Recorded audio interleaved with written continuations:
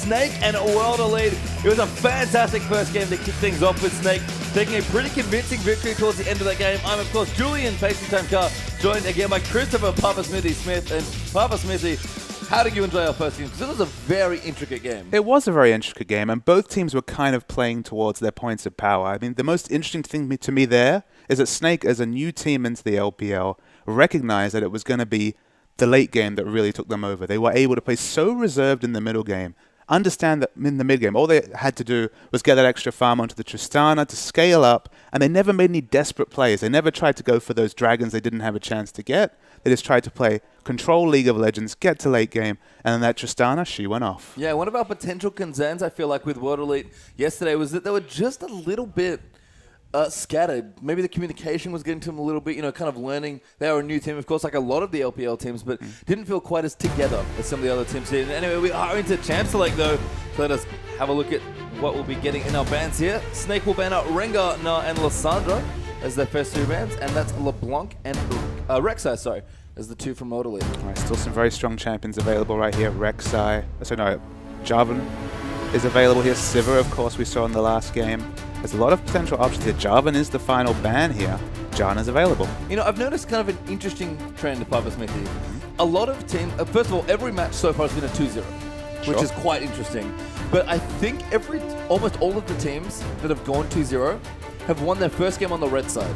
Okay. And then they get and you basically get your pick. So, you know, you do all the draft, everything happens, and you lose to something, you're just like, oh, that Na is way too good. And then you swap it over to the blue side, and you have the chance to first pick a really good champion, maybe get your Na again. It's really funny to me that the teams that are just winning on the red side, which is, you know, the harder side to draft on, as Rumble is the first pick here. This is the sort of thing where all these bans come through and Flandre gets his Rumble again. And it's interesting to see that Rumble is kind of the champion is defaulting to, just because it's not a selfish champion. It's not the Fizz top that he's known for. It's not so much the Aurelia that he showed so much proficiency on in Game 1 yesterday. It's Rumble, the team fight god. And he's happy to pick that up. He's shown good, very strong, solid laning with that.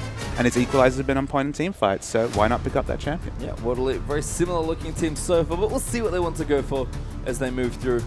And again with World Elite, just their game plan, they had the same plan as yesterday, basically. Let Spirit carry, kind of 4-1 split push and go from there. Executed much better in that last game, but I feel like just got out-executed or outclassed slightly by Snake in that game one. If they can pull it more together in this game, I think they'll have a pretty solid win. I mean, kind of my issue with that strategy is that even executed optimally, right? Even in the best case scenario, which it was quite close to that, Spirit was to the point where he could one-shot basically anyone sent to him. You still have that strategic downfall when it comes to objectives. It's hard to have objective control and have your jungler split pushing. So will they default to that strategy once again here, or will we see something a bit different? Well, World Elite did first pick Janna and Sivir as their pick, so taking away the Janna, I believe, from the last game. Crystal is back onto Tristana, but Nami is going to be the support this time around for Ella. That's the third Tristana game, I believe, from Crystal. It seems to be very much a comfort pick coming out there. Yeah. They don't have quite the disengage. Nami has a similar flavor to Janna, but not quite the queen of disengage like Janna. And look at these picks on World Elite. We're going to see some engage this time. Potentially. I mean, they've got time to swap things around here if they want to, but what's interesting is that Crystal just seems to default when he doesn't get Sivir. He's like, fine, we'll play late game. I'll play Tristan to you. I'll play Tristan to you. And it's been working out. It hasn't been able to punish that Trist pick. Even though in the last game it was 30 CS up, it was really pushing his advantage. Trist was able to get back in the game just because of World Elite's overall game plan. So that's why I want to see World Elite mix it up, go for maybe more objective control, and see if they can really push that Tristana to a limit. Well, kind of an old school Spirit champion here. Maokai is the pick in the top lane, you have to think, but Kha'Zix will make a return here for Spirit. And Kha'Zix, you know, he's kind of fallen in and out of popularity ever since release. He's still at a fairly strong level. He still has that reset assassination potential, just not quite what he was before. And it'll be interesting to see how they use this Kha'Zix in this game. Yeah, we'll see what Snake want here as well. I think Spirit, again, still picking a reasonable carry-esque champion. It's not sort of all in on the carry like Riven is, but it's a bit more like his Rengar from Game 2 yesterday, I think. I guess the one thing I'll say about Kha'Zix compared to... Oh, we see some interesting picks coming out. Those are pretty sweet. But Kha'Zix in comparison to Riven is that you're probably not going to see Kha'Zix as the 4-1 split champion. Yeah, but can still maybe build more damage if he wants and go through. Looks like Ninja is actually going to get the Xerath this time around, but Baka is going with Azir as his pick, and Beast has picked up Pantheon in the jungle. That would be very, very strong here. A lot of engage coming out of the Azir.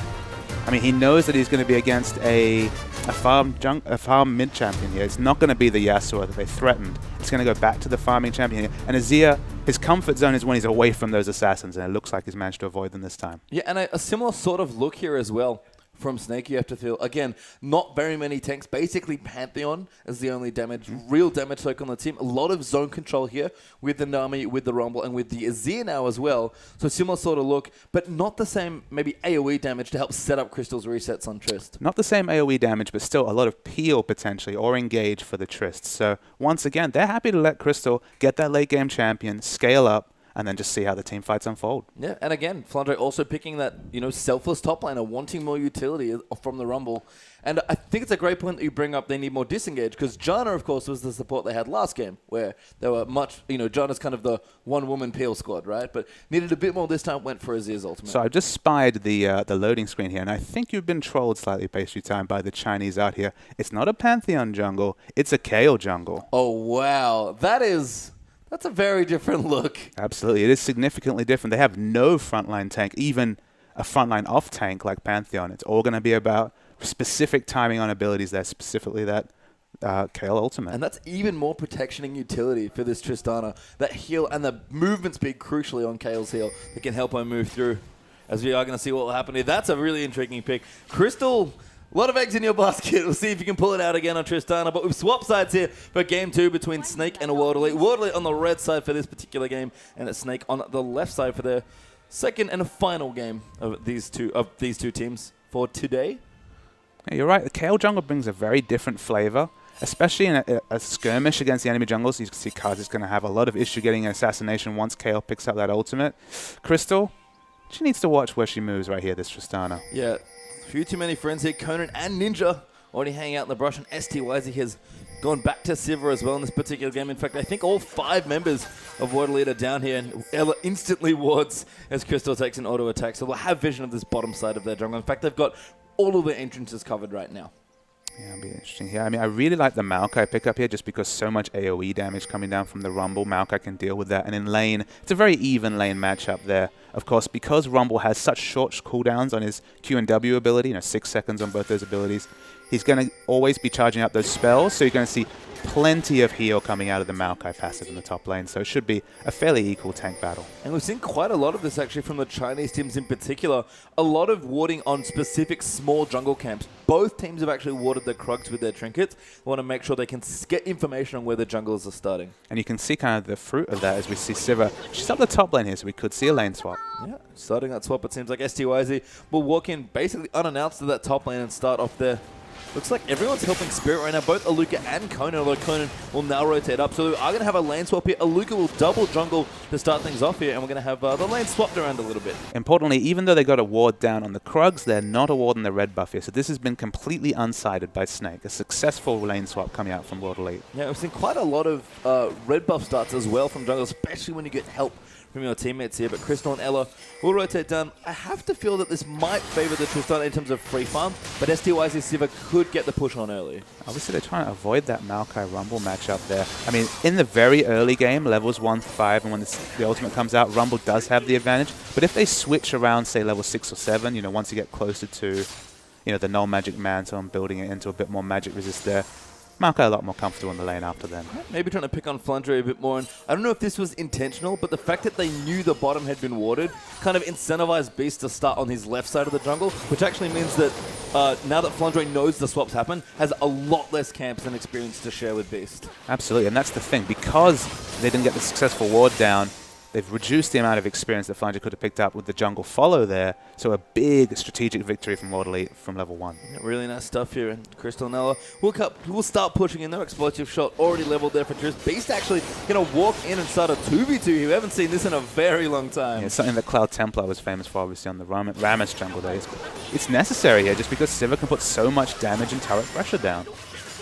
Beast there will last hit the one that Flandre was going to miss. So babysitting his top laner nicely. Conan going to start to roam a little now as well on Janna.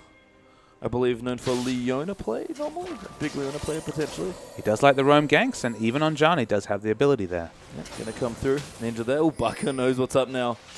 He'll be able to get himself away. Duke not quite out of the tornado, but he'll be fine for now. Zia versus Zero. It's kind of an interesting matchup. Very range, very poke heavy for both those mid laners. And just as I was saying before, I mean, Zia, he has trouble with those assassins, but in a farm lane like this, I mean, Zia late game, his damage is just obscene. So they're going to be very happy to get this matchup in the mid lane. But, I mean, last game, it was Barker who was really doing a lot of heavy lifting with the massive stacks of AP on Xerath. So Xerath, no slouch in the late game either. Flunder just powering up. Beast will now rotate through his jungle and try and pick up his red buff to get closer to level 4. Very aggressive push by both of the duo lanes, actually. Basically emptied into two different 2v1 lanes, and both Tristana and Sivir are pushing very aggressively towards the towers. Absolutely. The lane freeze is not existing. I mean, it's very hard for Tristana, obviously, to not level that explosive shot and freeze the lane. You do see it sometimes in the OGN, you know, just not skilling an ability, but potentially here had already skilled that explosive shot and it was always going to push. And I mean, Sivir's best when she's pushing, so both of them with the push flavor here. It means plenty of experience coming down, and Rumble will still be able to pick up that equalizer, at least the experience for it, by the time we see a Dragon attempt. Yeah, Flandre sort of zoned off his tower here, but will return to last hit. No real dive threat right now. I like the ward just behind Flandre's Rumble as well, spotting out the potential dive from Spirit if he does want to rotate over there. And he seems interested. Spirit is going to rotate. Actually going to find Beast now. This would be quite the duel. I think they've both spotted each other. Good deep pink ward, though, placed down by World Elite.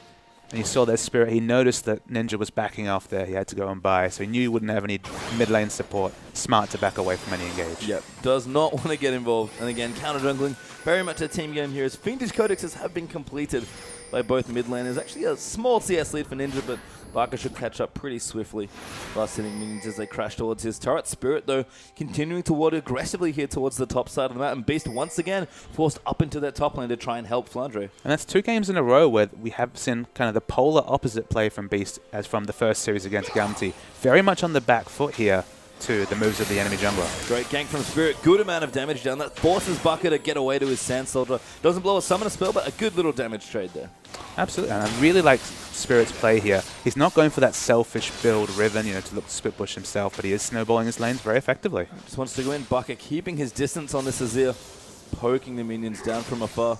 Again, wants to be careful with just his health bar after Spirit did pay him a visit. Ninja, level 6 now as well. Both quite low in mana are these two. They've choked through a lot of their potions and biscuits. Ninja, though, will pop one now as they'll just continue CS. And again, a slight lead here for Xerath, but nothing major so far as we move back around the other lanes here. Oh man, actually gets caught by a stun. Has to be careful. The ultimate does juke the last bolt. Ninja now flashing forward as well. A good stun, no, doesn't need it. And Ninja, way too far forward, gets first blooded by the KO. I can only imagine looking at his mana bar that he was probably 1 or 2 mana away from the flash kill on Barker. They're very awkward from Ninja. A miscalculation that could cost him this laning phase. And Beast, just really smart presence, you know, knows that his mid lane is low, probably wants to be near the lane anyway, picks himself up a free first blood as a result, and things going well for the Snake jungler once again.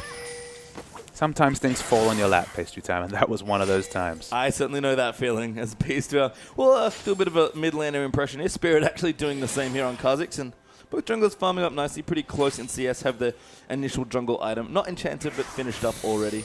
Be interesting to see whether we see the Magus enchantment or the Devourer enchantment coming out from Kayle. There's kind of 2 flavors to it.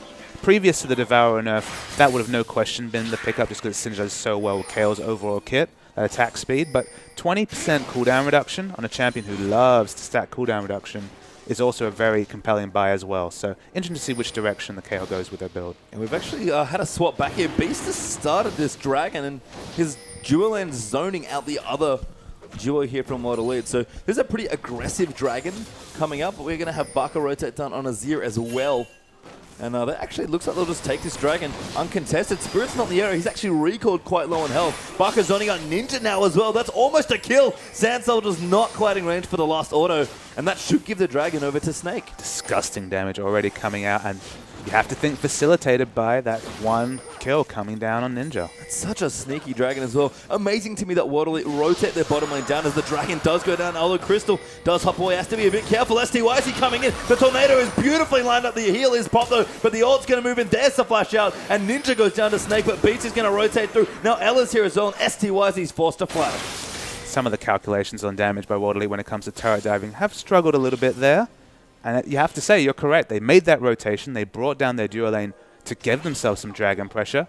Sneakily taken away by Snake. They still lost it. Just such good knowledge of his champion and the jungle in general by Beast. That's a two-man dragon that he felt confident starting just with the vision and just the knowledge that he could do it on Kale with. I think Ella was helping at some point with Baka zoning out Ninja from that, potentially poking him off as well. So very nice strategic moves in the early game here for Snake, and that will give them about a 2,000 gold lead, actually. I guess some gaps in the vision there. You do see the pink that went down in the river brush that it would have given them vision on the exit from the dragon pit. They just had no idea that it was going on. Yeah, and again, good pressure by the dual lane of Snake to just keep Waterley back. And it's crazy to me because I know you love to talk about the one-item power spike. Because never mind, a fight has come to Aluka. We'll find Flandre. He gets blown up as the ultimate from Xerath comes in there as well. Yeah, much better play from Ninja right there. Great roam on Xerath, usually thought of as a very immobile champion. They pick up an answering kill, but so far the objective snowball firmly with Snake. And STYC with the BF so can try and push aggressively here, but Crystal's level 7. Probably got as many points as he can afford into that explosive shot. And going to start counter-pushing reasonably well against Sivir, who should have the push advantage right now. Absolutely, and not playing with a significant CS disadvantage this time, although alone in lane has to be careful. Crystal, this happens a lot, I feel like. Snake support Ella also seems to love to roam. Beast actually does pick up the blue buff. That was very nicely timed on that smite. And kind of saw it yesterday with the Nunu. Bit more counter jungling this time on Kale. Absolutely, a bit more of that counter jungling flavor. And I do like Crystal testing his limits. I feel like he's just opening himself up for those really insane team fight mechanics. Yeah, and Flandre now has even visited the mid lane. Seems like Baka has gone back to base. So Flandre's like, no worries, buddy. I'll cover you. Building up towards probably the Haunting guys once again. Soakshoe's already completed also.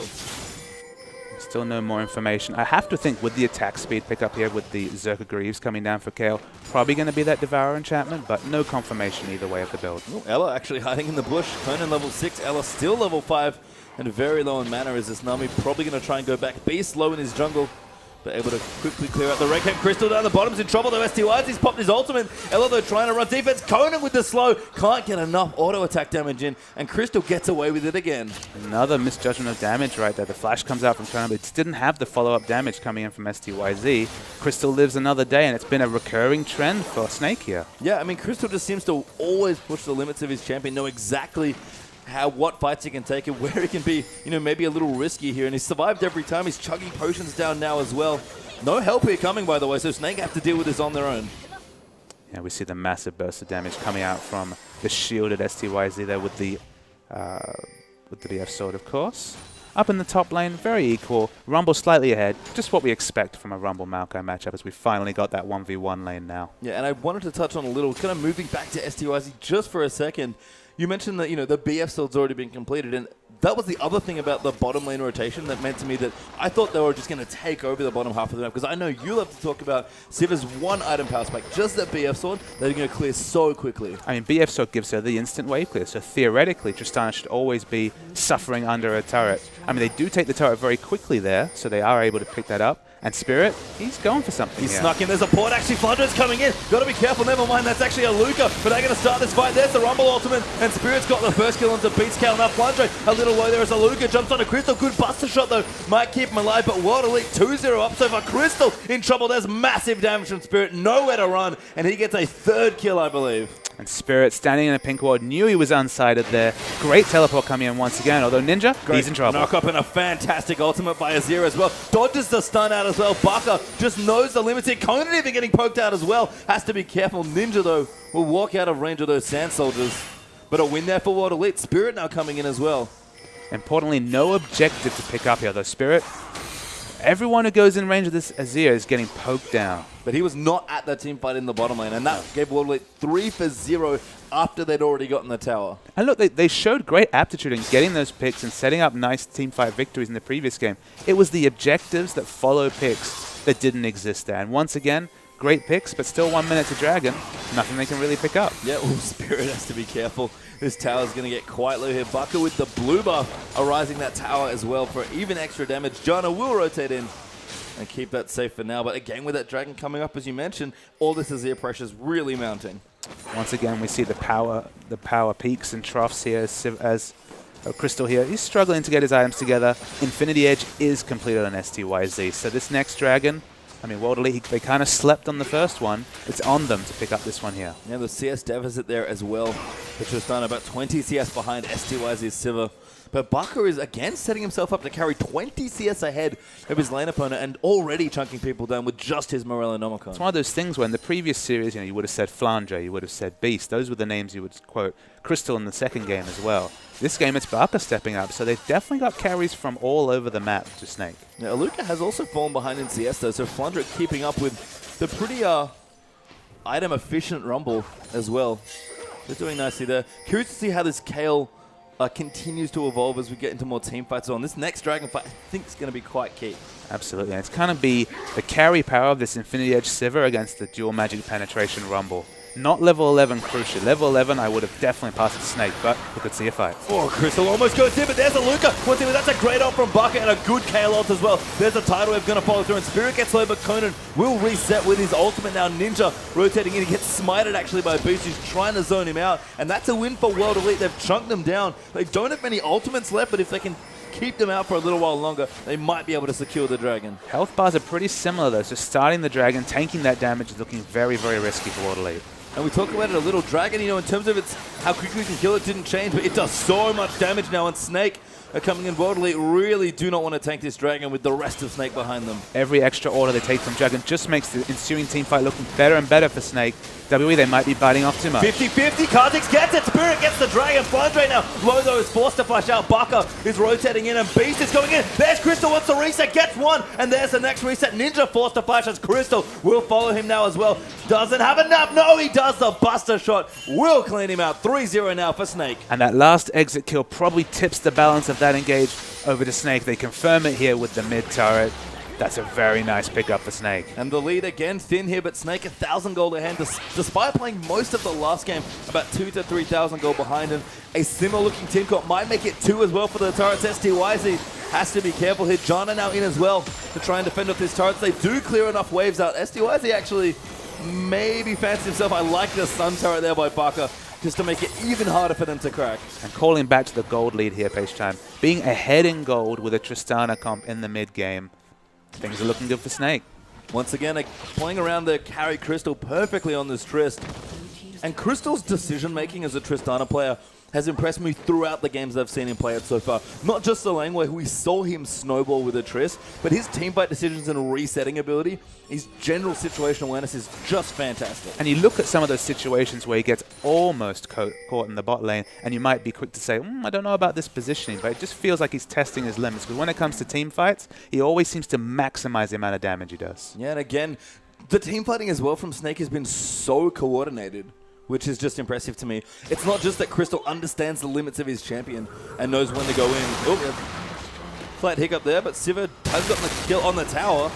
Spirit, that looks like he's taken out Flandre, so teamfight has started off. But we'll talk a little bit about the next teamfight here is, again, the thing that's impressed me about Snake, especially as a new team in the LPL, their coordination has been on point. It's not just Crystal understanding the limits of his champion, knowing when to go in and knowing when to back off. Everyone is setting him up in these fights to make sure they can snowball. And some of that's in the team comp, obviously. To be fair, we have the Jana, we have Azir who can displace.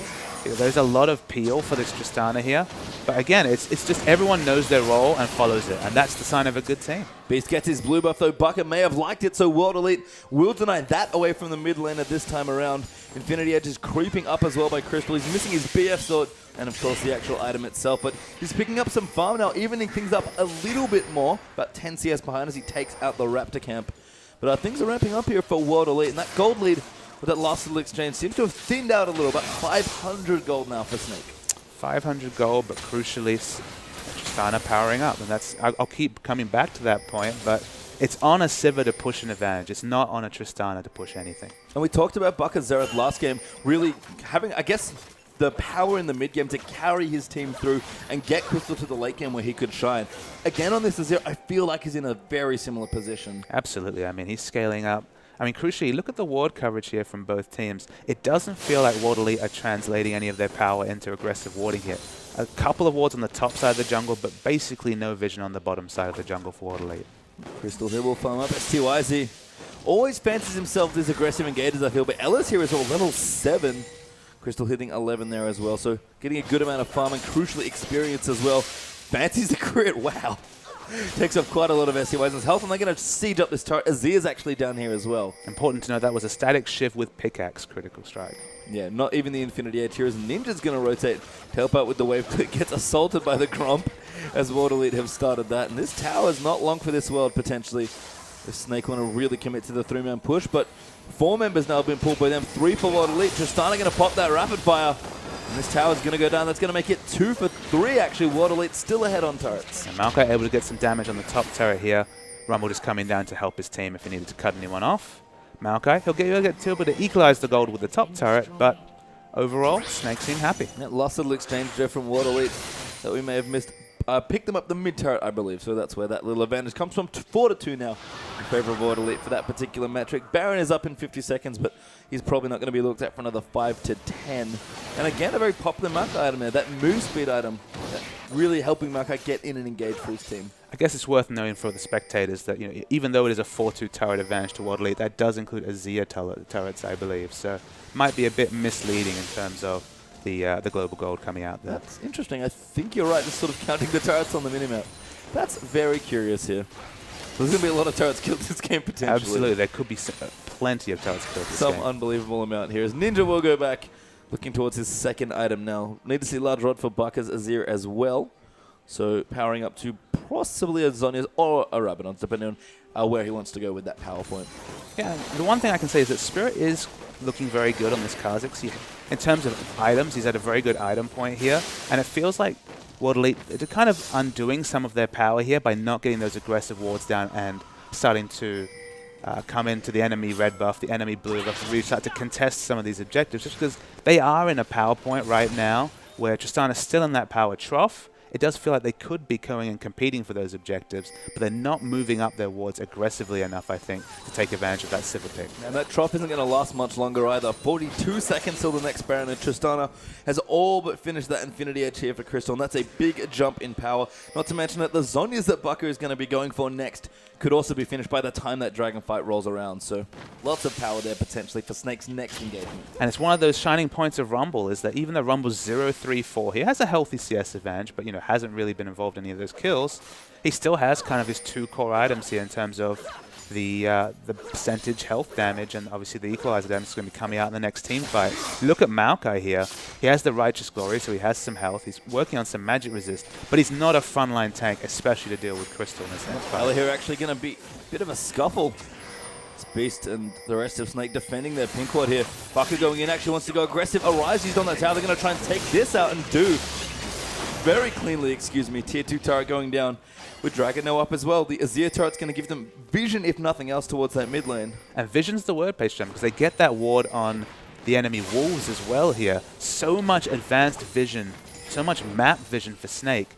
They're going to easily be able to secure a dragon here, and it'll be difficult for World Elite to contest, but they're right on it right now. I think one of the cute things as well about Azir turrets is that you kind of, your minions, the vision that minions give you, which is invaluable, just extends a bit further because it forces your enemy minions to stop at that artificial turret. Look how cute this is with Baka taking out the pink ward over the cove. Makes me smile here. Another pink ward by, that Snake moved through, I think, as well, just in that brush. Ella will walk over it. I think he found it. Aluka takes out that ward. Turret goes down. 5th now for World Elite. That's going to get confusing as Flandre dodging out the Xerath ultimates. Out of range now, but that might be enough poke for World Elite to take this dragon. So we'll have to see here. No vision on the dragon from either team right now.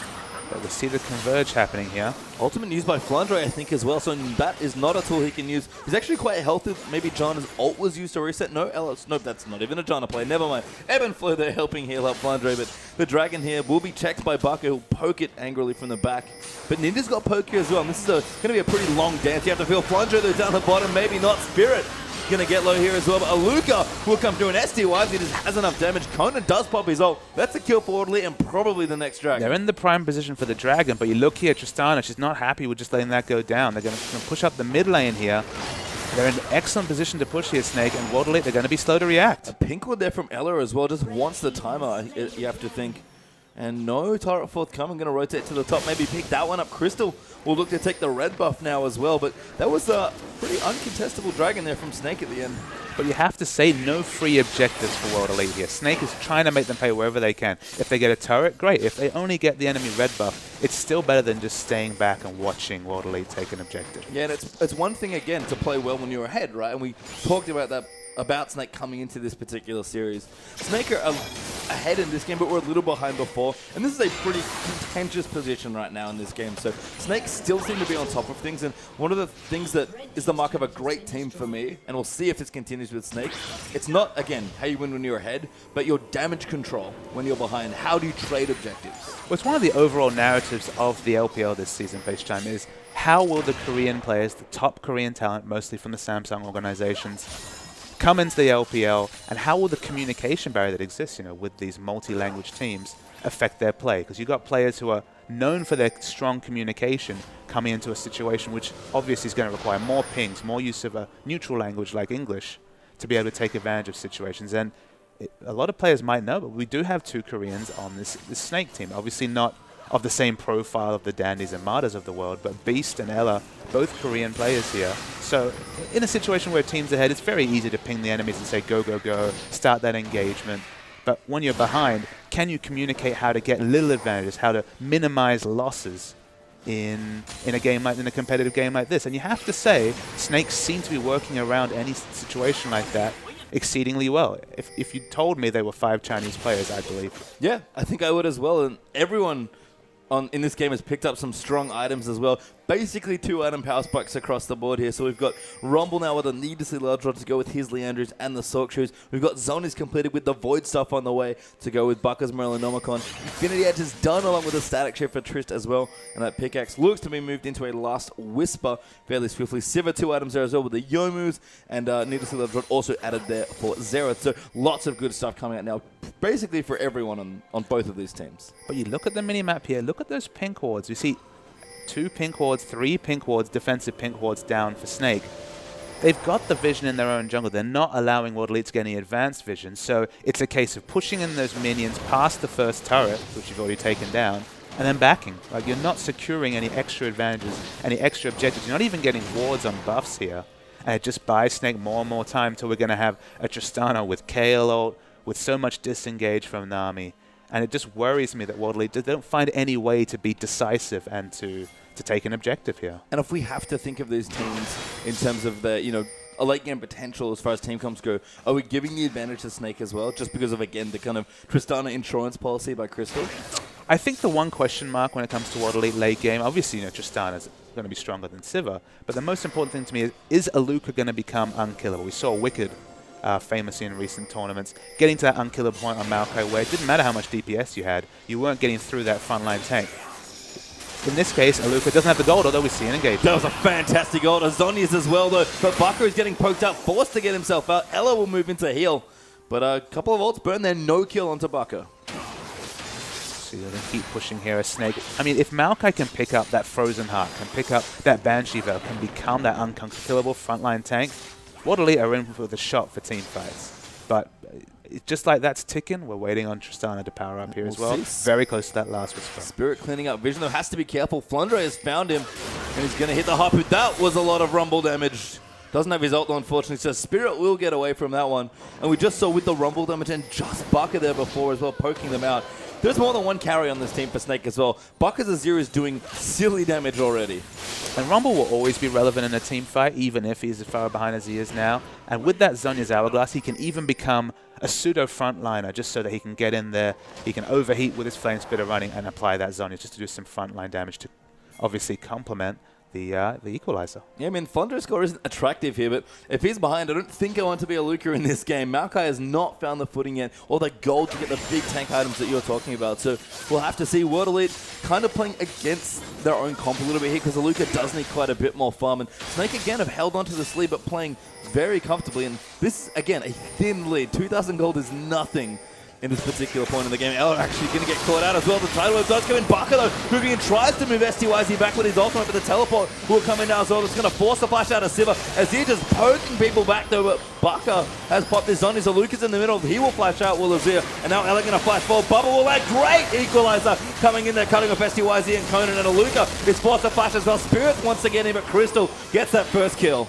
It's an unbelievable equalizer coming out from Flandre there, basically validating the Rumble pick all in itself, and Crystal's going in! He flashes so hand there is a Luca now in trouble as well, and he's just going to go for the reset. Double kill, make it a triple with the static shift crit as well, and Crystal... The static shift triple there was massive, Pastry Time. He trusts his team so much when he goes in. That was nuts, by the way. Just jumped in and immediately flashed a Xerath post. And you might wonder, how did that team fight happen for WOD? Because they were in position of power, but Ninja, unfortunately, if we had a replay here, was walking slowly down the mid lane, trying to group with his team as the four of them got obliterated by a wonderful equalizer right there. And it was that positioning on the Xerath, who has long range, but not quite that long, that cost them the fight. Yeah, Flandre's ult didn't kill him, but it basically invalidated STYZ from that last fight, as Baron will now go over to Snake as well. STYZ will push out what he can, knowing that the enemy's on the other side of the map, but Dragon is likely to go over to Snake here as well. STYZ is solo, he can't fight again, and ultimates are coming back now for Snake. In fact, they're going to fight Spirit, who base checks the brush. Goodbye. Instant death, and it's going to be another objective. Crystal just going in. STYZ is forced to pop his ultimate, and this Dragon's going to be the second here now for Snake, taking the two big objectives off the map in about as many seconds. Absolutely, and it's only going to get worse for WOD, I'm afraid. If you look at STYZ, he's so worried about the magic damage coming in that he actually picked up the magic resist here so early here. After 2 AD damage items, he picks up the magic resist. He's obviously so concerned about the magic damage coming out that he's worried about, you know, even the Bloodthirster. He could have gone for like the safer of the damage choices just to give himself a shield to take some damage. But, I mean, his power trough is coming in right now, and Tristana's, especially after that triple kill, is only starting. Yep. Again, Crystal just find his team giving him all the tools he needs to succeed, I feel like. It was only the one game where we saw Crystal just go aggressive, find a good time to snowball, get kills with his spells in lane, and actually snowball on Triss, which is quite rare. The other two times, including just the last game, Crystal has really been put up by his team here to succeed. And he's delivering every single time. But it's not like he's going bot lane and dumpstering the enemy AD carry and just winning it himself. In both games, you know, it's been a bad matchup, but he's been sitting back, he's been farming, he's been choosing his advantages. And it's interesting that it's always been STYZ picking up that early Infinity Edge and starting that power snowball, but it's always been equal when it comes to two items. It's always been Infinity Edge Static Shiv against STYZ's Infinity Edge Yomu's. At that point, it's only going to get worse for Siva. Yeah, it's just so impressive to me that Snake can work together as such a cohesive unit, and Triss is approaching the 4 damage items here. The Rabadons has been done by Bucko, just skipping the Void Staff at this point. Wants pure damage on this Azir, and at 230 CS, he's looking pretty strong against Ninja, who's fallen a little bit behind on this Xerath. And now Snake, they pretty much have complete control of this map. Yeah, absolutely. You can see that STYZ trying to cause some map pressure on the top, you know, much akin to Rivens in the previous game. But Snake going to start pushing down these structures, and with the Tristana this fed, they're going to do it quickly. And at level 16, Trist as well. Got long range. Look at Flandre. Actually, just fighting, he's going to go in for STYZ. That slow was amazing on that equalizer, and no spell shield saving you there. And STYZ, this is a bit of his profile here. When his team is losing significantly, he does like to split bush, try and cause pressure, you know, hopefully outplay the enemy, but this case didn't work. Bit of an emotional thing as well, you know, I have to get ahead, I need to carry for my team, and he goes off, and Flunder's like, oh, cheers, I'll take the kill. As now Puck is in the mid lane. They took out the bottom inhib and its turret as well, and are moving in here with STYZ dead for 15 seconds or so longer. Buck attacks out that tower. No, not quite. Does get it there as the Dino Shield's not enough. And Crystal's ulted up. The wave's coming in as well. He's cleaning house in this fight. Luca gets obliterated there by Crystal's Triss, and this might just be it. Yep. I mean, Maokai, he just never got a chance to pick up those items. He's still picking up on the constituent parts of 2 big defensive items. Never got them. Crystal rips through them, rips through these turrets, and it's going to be a Snake 2-0. Yeah, Snake.